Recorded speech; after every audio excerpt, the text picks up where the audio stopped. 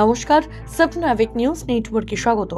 আরজিকর কাণ্ডের প্রতিবাদে নৈহাটিতে সরব হয়েছিলেন স্কুলের পড়ুয়া থেকে প্রাক্তনীরা। নির্ধারিত কর্মসূচি অনুযায়ী মিছিল শুরু হতেই তাদের উপর হামলা চালানোর ঘটনা আপনারা সকলেই জানেন। এবার সেই ঘটনার প্রতিবাদ জানিয়ে এবং আরজিকর কাণ্ডের বিচার চেয়ে নৈহাটিতে পথে নামল ৮ থেকে ৮০ সকলে।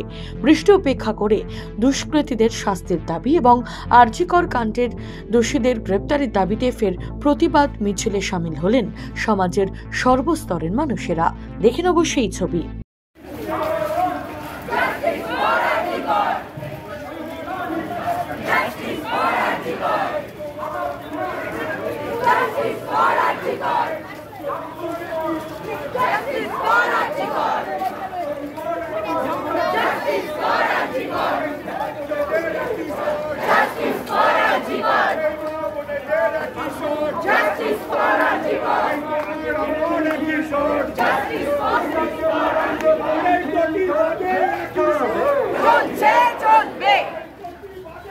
দিকে আওয়াজ তোলো, আসল দোষীর মুখোশ খোলো। দিকে দিকে আওয়াজ তোলো, দিকে দিকে আওয়াজ তোলো, দিকে দিকে আওয়াজ তোলো, দিকে দিকে আওয়াজ তোলো।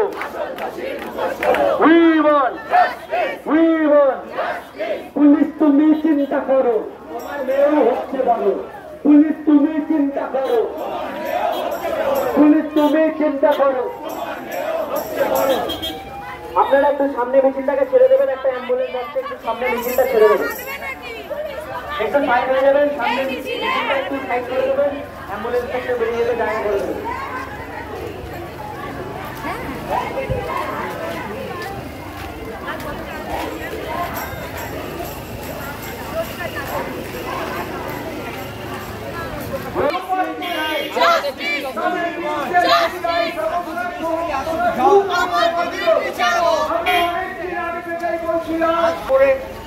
প্রমাণ না পাওয়া যায়, সেদিন ঘটনা ঘটেছে দাঁড়িয়েছে সেই সেন্ট্রাল ডেপুটি কমিশনার সেন্ট্রাল কলকাতায় তার তিনি কেবল রিস্ক করা সাংবাদিকদের সঙ্গে প্রতিদিন মিথ্যে কথা বলেছেন।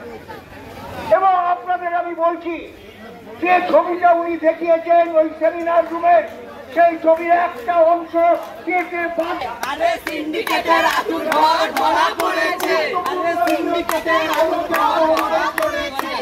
We want justice, we want justice, we deserve justice, we deserve justice, we deserve justice, fight for justice. এক হয়েছে লোকের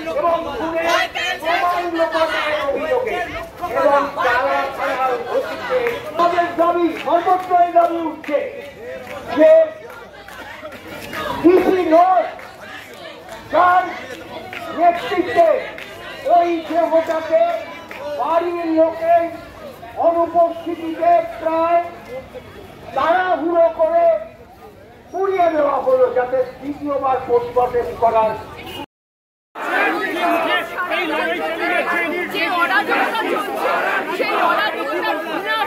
আমরা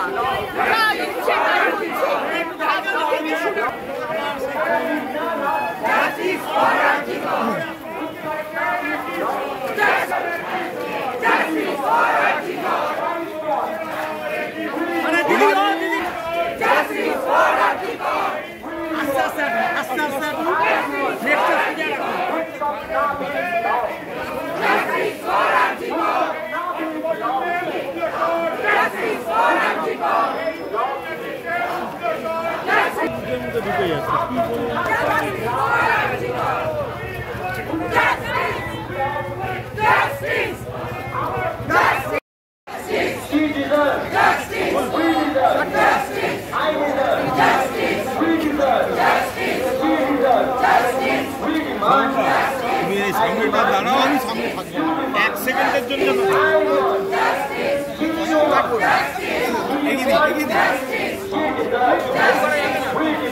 Justice!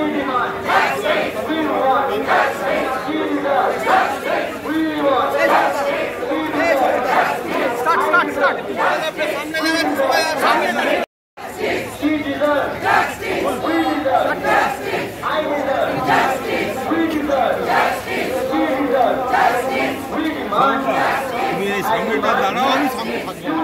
সেকেন্ডের জন্য